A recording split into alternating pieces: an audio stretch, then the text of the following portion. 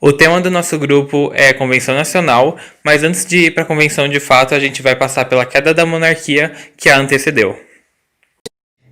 Ok. Para melhor entendimento do que foi a Convenção Nacional, eu vou explicar um pouco sobre a queda da monarquia. Com a monarquia constitucional, onde o rei perdia todos os seus poderes absolutos, o rei Luís XVI ficou inconformado com tal situação e conspirava contra a revolução. Dessa forma, o objetivo do rei era montar um exército que invadisse a França e implantasse novamente uma monarquia absolutista. Assim, em julho de 1791, Luís XVI tentou fugir para se juntar ao grupo contra a Revolução. Esta revolução buscava não devolver ao rei seus poderes absolutos.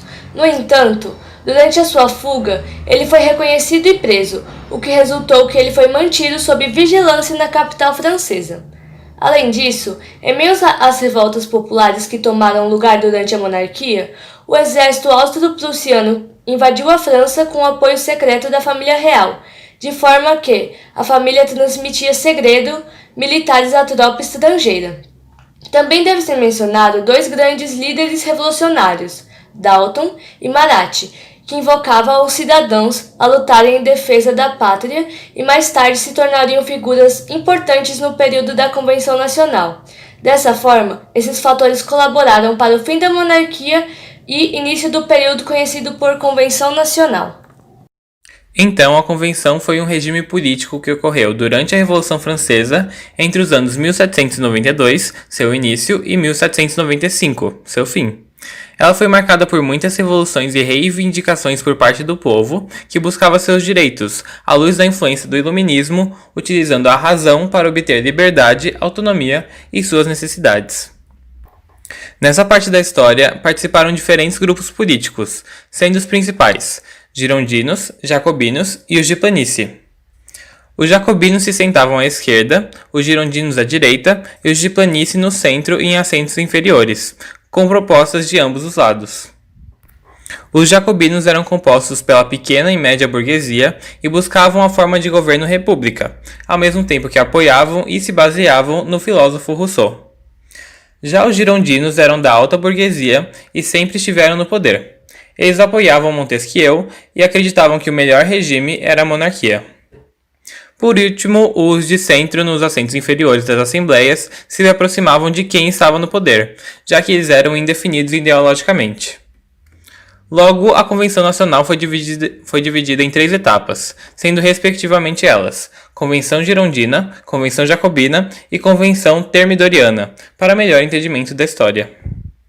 Com a queda da monarquia constitucional que havia se instalado na França, iniciou-se o novo regime político, a República, na Convenção Girondina em 1792. Com isso, foi criado ainda um novo calendário, em que o ano da proclamação da República se tornou o ano 1, também como uma forma de simbolicamente dar mais importância à razão ao deixar de utilizar o calendário cristão como era anteriormente. Nesse período, havia ainda o combate do exército popular com os invasores da Prússia e Áustria, com quem a França estava em guerra. Como o exército popular ganhou importância devido à guerra, a população ela começou a ganhar voz e demandar suas necessidades. Ao mesmo tempo, ocorriam revoltas da nobreza, na chamada Contra-Revolução, que acabaram desestabilizando o governo girondino, ao mesmo tempo que o centro passou a apoiar os jacobinos que estavam ganhando força. Outro grupo que passa a apoiar os jacobinos são os sans-culottes, e assim chega ao fim da Convenção Girondina, conforme os jacobinos sobem ao poder.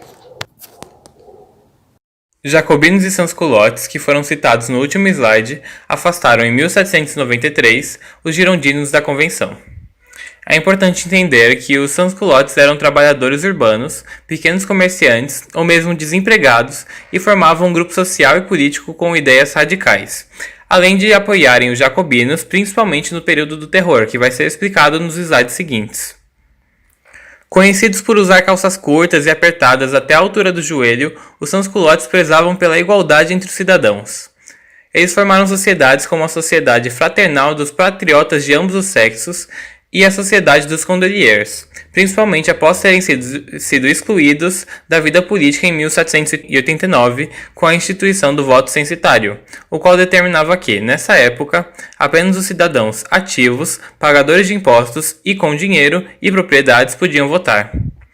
As sociedades dos sans-culottes acabaram crescendo muito e se tornaram instituições importantíssimas para a transformação social, o que fez com que leis contra suas reuniões fossem criadas, mas eles continuaram lutando por seu lugar na sociedade revolucionária francesa. Agora, nesse período que vem logo após a Convenção Girondina, chamada Convenção Jacobina, que tinha como objetivo atacar a todos os seus inimigos, em especial os que faziam a revolução internas e externas, foi responsável por muitas mortes de milhares de contra-revolucionários e prisioneiros comuns.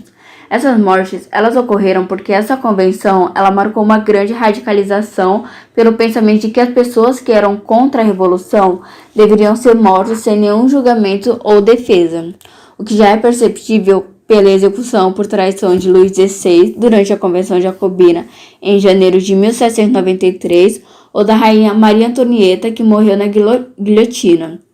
Começa então o período chamado de Período do Terror, que teve origem com a revolta camponesa contra-revolucionária vencida pelos republicanos, que mataram cerca de 16 mil pessoas na guilhotina, o que contribuiu para a incitação do medo na sociedade francesa. Além disso, o Tribunal Revolucionário também incitou esse medo dentro da população, já que era uma corte criada no país para julgar os crimes políticos e de traição, como uma forma de punir os oponentes ideológicos do governo. Nesse período ainda, houve a criação do Comitê de Salvação Pública, criado em abril de 1793, que foi liderado pelo jacobino Maximilien de Robespierre, o qual era encarregado de administrar o país e reprimir aqueles que eram contra a revolução. Esta instituição era responsável por conter as revoltas internas, comandar exércitos franceses e administrar as finanças do país. Porém, ao longo do tempo, com a ação de mandar sem hesitar os inimigos da revolução para a guilhotina e o novo pensamento de executar qualquer crítico do novo governo, as pessoas que criticavam negativamente o Estado em relação à falta de liberdade individual ou à distribuição desigual das riquezas também acabavam mortas, mesmo que elas fossem a favor do novo modelo de governo. Outra característica dessa convenção foi a lei do máximo, baseada em tabelar os preços dos alimentos, o que significava prejuízo para os burgueses comerciantes. Conforme alguns dos burgueses se revoltaram, essa lei serviu como motivo para que mais deles fossem executados. Com esses mecanismos do governo, muitos opositores foram enviados para a guilhotina, assim como o rei Luís XVI, o que gerava um medo constante na população e nos contra-reformistas.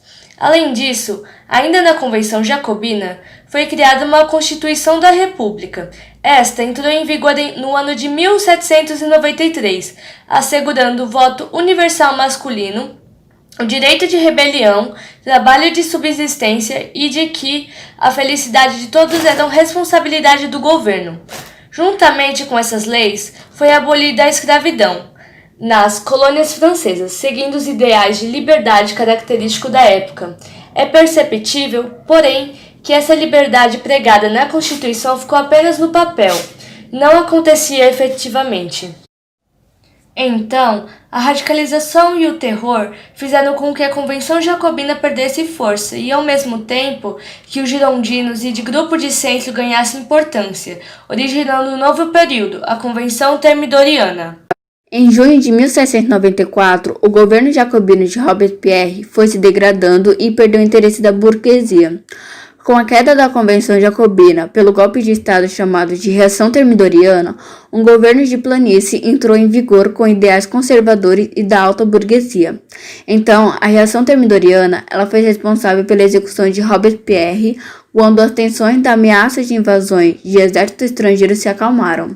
Os girondinos e o grupo da planície executaram com a guilhotina o Robespierre, que já não possuía apoio político para poder combater seus opositores, ao mesmo tempo que foram mortos também os outros membros do Comitê de Salvação Pública. Assim, No novo período da Convenção Termidoriana, mais uma vez, a burguesia se aproximou do governo e foi criada uma nova Constituição em 1795 que determinava que o regime republicano deveria ser comandado por 5 membros escolhidos pelo Poder Legislativo. Por último também, houve a eliminação de muitas obras jacobinas. Então, chega o fim da Convenção Termidoriana, inicia-se o período do Diretório, que será falado no próximo grupo. Essa foi nossa videoaula sobre a Convenção Nacional e esperamos que tenha ficado tudo claro.